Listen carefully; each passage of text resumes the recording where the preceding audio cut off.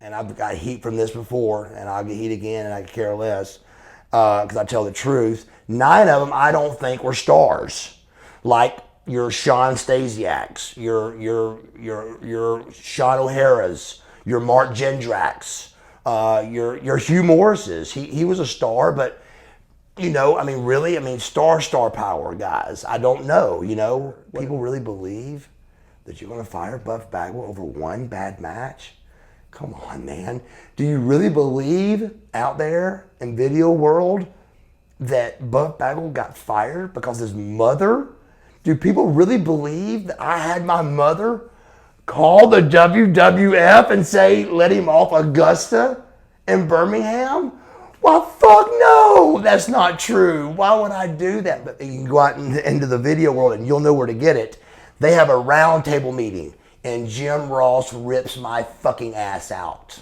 So if you're so right, Mr. Jim Ross, about your poor little job and I feel so bad about this and oh, I hate it for me. Why'd you fucking rip my ass out in the fucking round table?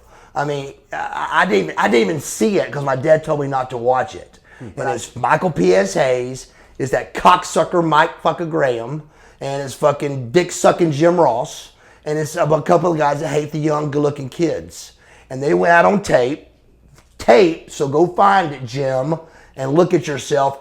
Dog me the fuck out. When you lick my ass at WCW, follow me around like a little fucking puppy dog, asking me how my football career was, and blew me half the time you were fucking there, and then you try to bury me and say you didn't say nothing. Well, go back and look at that tape, and then say that, and you know what that equals? Is a fucking liar, Jim. You're a fucking liar. Jim's exact words, which, once again, Jim, you're a fucking liar. When he did call me up that day, where there's no witnesses except Jim, me, and God, he called me up and he said, hey, buddy, we got big plans for you on Monday. So rest, let your head heal from me and Hurricane's fight. We'll talk about that in a second. Yeah, we'll get that in a minute. He said, let your head heal. He said in the room, and it's Vince, Jim Ross, and Johnny Ace, and I swear to God, I did not think I was getting fired. I had no idea. I was like, oh, what's going on? Hey, do you want me to sneak out for you guys since you just fucking fired me? I was trying to be nice. And they said, and they kind of threw them off. I'll never forget their faces. They were like, the head. I had already worked Booker T in a house show with my head. I'd already worked Booker T on TV for the first match of the Invasion with my head. Why would I call and cancel 2 house shows? So looking back, is there anything that you could think about? Like, could you have done something, or the only thing was I was real fucked up. I was definitely fucked up, but on gimmicks, you mean, or yeah, on pain pills, drinking, that whole thing. But we were fucked up at WCW too. So everybody was. Right. Everybody. I mean, not even there's no names to be called because everybody was doing it. I remember one, I'm not even gonna say his name. I remember one dude at WWE that's still there that I was taking a shit and telling the guy, man, I wish I had a beer, and I kind of, how's it work around here, and I try to figure things out. He was acting like he was taking a shit, drinking a beer in the stall. So I was like, wow, what a great idea. So I'd have a beer in the stall. I said, that's the main thing I do. He goes, can't do it here. My fucking music's playing, bro. I'm getting ready to go out in front of a sold out building. And I said, okay, so if you ever watch that match back, I come out and try to be me with the fireworks and everything, and I'm posing. When I come down the ramp, brother, it's like I'm trying to dodge the camera because they told me not to. So right there, I swear to God, in my heart anyway, I feel was another ploy to throw me off my horse. And it worked. Their whole plan worked. So like I said, whoa, and I said, wow. I said, really? We're going there, huh? I said, wow. I said, well, what about, I said, you know what I can't wait for, Shane? I said, I can't wait for your first interview. And I said, I'm sugar saying Helms, and I made fun of his lisp. Right. And, oh boy, that pissed him off, of course. And he goes, well, at least I'm not losing my hair. And I said, wow. I said, look, Shane, I tell you what, I didn't know he had a frozen brick and an ace bandage under his shirt. So I said my piece, turn off after I hit him. I was like, oh my God. And wham. How I didn't go down, I've got no idea. This felt like a sledgehammer hit me. And he swung it. He had to swing it at its full force. And Shane's a badass. I mean, I didn't know this at the time, but Shane would fight you, of course. I mean, it was a... And I went straight to Johnny Ace and told him the whole story. Because obviously, if Shane went from crying, holding the towel on my head, to the Hardy Boys that were over like fucking Rover, and Shane are not speaking to me, it's done got exactly what I thought it would be, is I'm the bad guy. It happened. So I went, and my ploy there was, you really got to be kidding. I mean, I handed Jeff Jarrett 10,000 emails.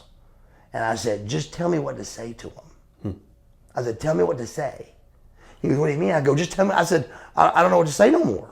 I don't know what to think about it. You can't name a great black wrestler. And Booker T was fantastic. He was a great wrestler. He was a great talker. So I think he overrid the WCW thing because they needed a great black wrestler, and he fit into it. He was perfect. He was the best. I watched Lex Luger on TV like you did, but then I wrestled with Lex Luger and was World Tag Team Champs with him. And he was the total package. He did look the best. He was the tallest, best bodied, leanest, biggest guy out there. He was the total package. And for me to see the total package in a wheelchair, it rests my heart out because I love him so much. But you mentioned drugs a couple times in this interview. How big was your problem, and how did you overcome it? It was real big. During that biggest part, it was I was doing probably 20 lower tabs and 40 somas a day. Wow. Yeah, every day with a case of beer, but keep in mind, and I still went to the gym. I still trained. I didn't miss a workout. I didn't miss a diet. I kept everything in check. You know, that is the best you can get to with sleep apnea, and it's that, and you choke, and you quit breathing, and you go, and that's called sleep apnea. Sleep apnea is not, that's a snore. Doing good with them, but just really had a little, couldn't get off them. I was addicted to them. Knew what the problem was now was my heart, but still I was hooked on them. I liked them, blah, blah, blah. You couldn't give me a pain pill at this stage. After taking 20 a day for 10 years. Wouldn't take one, didn't care. I realized the buzz was somas. It had nothing to do with lower tabs. So lower tabs were gone. So I went to rehab for that. And my manager at the time was, I of course instantly stopped somas, quit drinking. And I'm thinking, you know, no big deal. I'm taking a couple. Well, what I didn't know is drinking 4 beers a day to me and you may not sound like that big a deal. To the human body, it's a big deal. And I remember looking out my Jeep window and there was somebody looking in at me. That's all I remember. Total blackout. In the blackout stage, I cranked my fucking Jeep. Big jacked up Jeep. You can't get a Jeep in reverse if you ever drove a Jeep before, and you can't get one in reverse if you try. I somehow get it in reverse in a blackout stage and drive off. Don't remember any of what I'm telling you right now. Total seizure, no drugs, total seizure blackout. I remember hitting mailboxes. That's my first sign of remembering it. Hitting some mailboxes. And then why can't I control my Jeep? Flipped it. That's all I remember to rebuild my face because it was so swollen and out of place. Yeah, she had to take a picture. So, but she did a great job, and I actually came out of it with like one little scar on my eye and a little. First, let me tell you that anybody that knows Mark Bagwell at all knows that everything I just said was not 99% true. Everything I just told you was 100% true. I swear to God on my whole family that Scorpio's not entire interview, but 90% of it was a lie. Why did he do that? I have no idea. For starters, once again, if you know Mark Bagwell, can you imagine me letting a fucking guy tap my wife on the head and say I'm gonna fuck you later on? Listen to me, bro. I'm not saying I'm going to beat you up, but there's going to be a fight right there. There's going to be a fucking fist fight. I may get my brains beat out, but there's going to be a fist fight if another dude taps my wife in the forehead. It was like he was on crack, cocaine or something, and lost his brain. I do remember the situation. He's telling the truth about that. The next time I see you, I'm walking straight up and knocking your fucking teeth down your throat.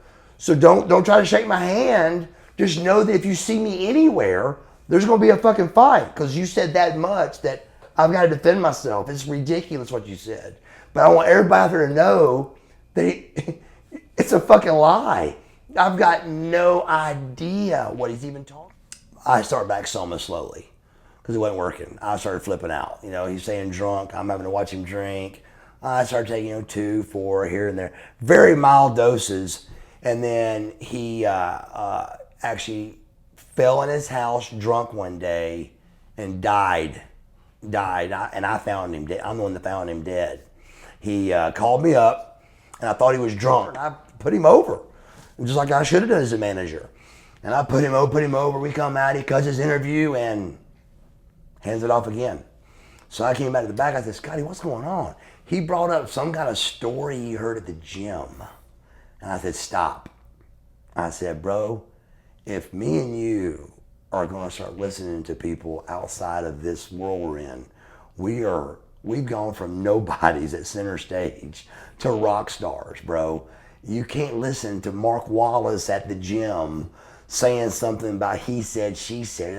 I said, bro, I'm telling you right now, we're not going to stay friends a month if you do that, because people just, that's how people are. Don't do this. Don't do this to us. I don't really give a fuck. I love Hulk Hogan. Yeah. He's been great to me. He's always been good friends with me.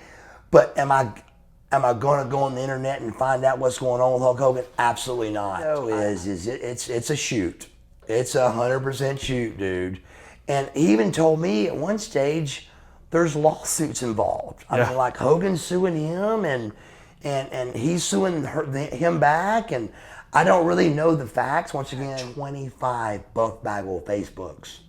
5 of the 25 act like me.